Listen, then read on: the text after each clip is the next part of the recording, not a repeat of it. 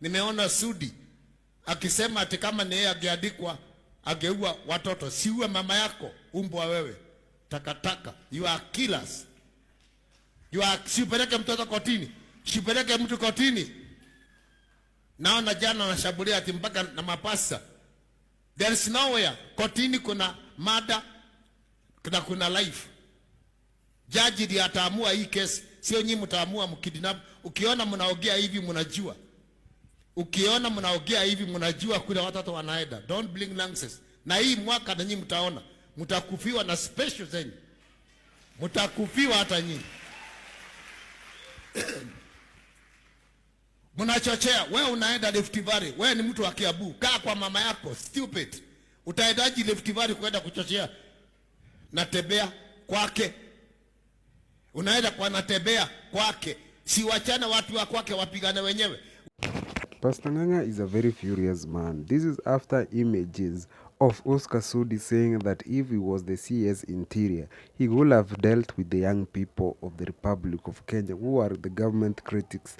The young people have been raising their concern through social media, and this already has caught attention of the state, with many people praising the prowess of the young people and especially the methods which they used on social media. These methods have proved to be successful because it was one of the triggers of the finance bill demonstration, and social media did their part very well, and it enhanced massive widespread civic education in the republic, and many people came out to defend their constitution where this new tax regime was being introduced.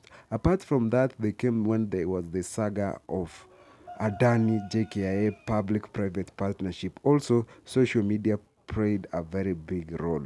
However, in the recent cases of criticism, we have seen a new trend where people are being photoshopped in COVID, and this has really caught attention of many. And now, after Sudi's words, Mr. Ng'ang'a was quick to react.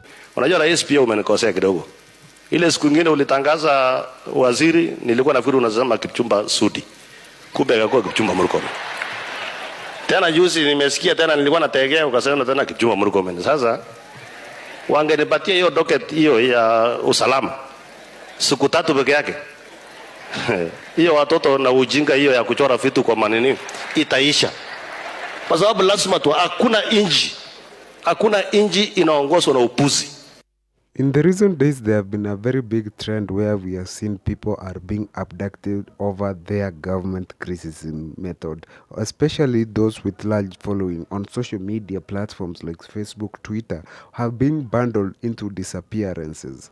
It's a bit of a mystery in Kenya about who is abducting government critics who have been disappearing since these protests began in June. At least 82 people, according to the Kenya National Commission of Human Rights.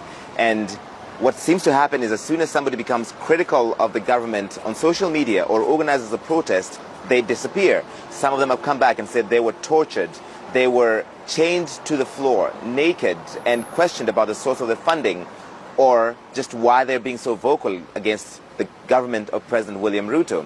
He says that he will stop the abductions, but he also had a conditional part of that he will stop the abductions, but the young people of Kenya have to behave, they have to be polite, and they have to be disciplined, which people saw as a tacit endorsement, or at least an admission that his government has been abducting some critics.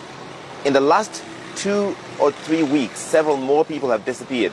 Some of them young people in their 20s who posted AI-generated images of President William Ruto in a casket. One of them, a popular cartoonist who's been sharing satirical silhouettes of President William Ruto. They've all disappeared. Their families believe they were picked up, tracked on their phone, and picked up by Kenyan security forces. I want you to listen to one of the family members.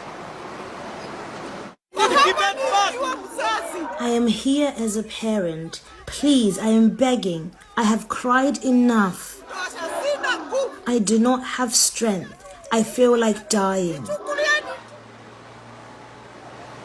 And so, a short while ago, a judge in Kenya has ordered the national police and the security agencies to unconditionally release the abducted people that are in their custody, even though the police have claimed they don't have them in their custody, and they're investigating why. Many in the country just don't believe them. The families don't believe them because they haven't made any attempts to investigate who exactly is snatching these critics off the road. And they've disappeared, some of them, for several months now, Becky. It's good to have you, sir. Thank you very much indeed. To Larry, who is today in Luanda in Angola. Right. You saw my brother. I mean, you know, Oscar Sudi is my friend. Kamket is my friend. So what are you standing in public and telling me that the elections which are coming, it doesn't matter what I'm going to do, whether you rig them out or not, it doesn't. What are you doing to the country? Why are people so insensitive? I mean, Kenya is a country that has been discriminatory to itself. Look at how we have treated the Somali community. Look at how we have treated other communities. Why is it that our job is purely to plan and organize how to dismember our beautiful country? Before you retire to bed, when you look yourself in the mirror, do you regret belonging to the same political class? Yes, I do. Honorable questions. Do you regret? Why should I regret? It is a choice I made. I completely regret. It is a choice I made. Let him make his point. It's a change. It's a change. It's a change. No, he has asked a very good question. I want to pick from where Senator Eddie left. There's a lot of insincerity. You know, if you're coming into the country for the first time and you look at the faces on TV, you'll think the country is burning. There are gentlemen that have landed, and they're really human rights activists and all sorts of manner. I was in Parliament in the same committee with Senator Onyonka last Parliament. I was arrested not once, not twice, not 3 times, for absolutely no reasons whatsoever by the last regime. People were killed, people were thrown in River Yala. This same team never said anything. And that is exactly what Senator Okech is saying. I'm building my point, and I gave you time, if you allowed it. Yeah, but I hope you give us right to respond. That is absolutely okay. Right to respond? Yes. All I'm saying is right to hold him to account. Okay. Thank you. All I'm saying is this. Thank you. We must be honest, people. Okay. Let us not be people who just want to, you know, to speak to a section of the population, because it is very fashionable now to attack the government. It's very fashionable to be associated with Gen Z. It's very fashionable to speak in a particular way you want to associate with that team. I'm not that kind of a person. I'll speak the truth, and I'll be very honest and factual. I have said abductions are wrong. Equally, I've said, let us be responsible as a nation. Let us be responsible as politicians. Let us be honest. Let us not try and use the situation as a pedal for our own political maneuvers and ventures. Some people are vultures, people who just want to use an opportunity for their own gainful reason. But in my view, if it is genuine and concerns have been raised, and I have said abductions are wrong, but let us, like Eddie is saying, let there be due process. Let investigative agencies do their work. Let Parliament do its work. So that by the time we are casting aspersions, by the time we are accusing someone, we have proper facts, not allegations. Okay. If you listen to many people, it's just whipping emotions. You even heard Onyonka saying, you know, there's a team that is activating Mungiki.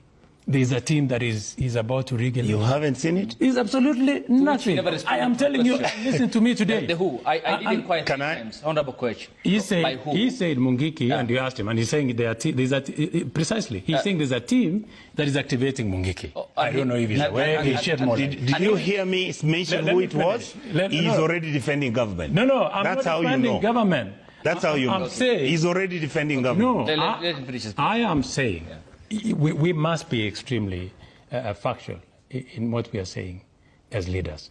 There are things that we say. You heard him also saying that there are plans to steal the next general election. I will tell you this, Ayub, today here on this table. 2027 election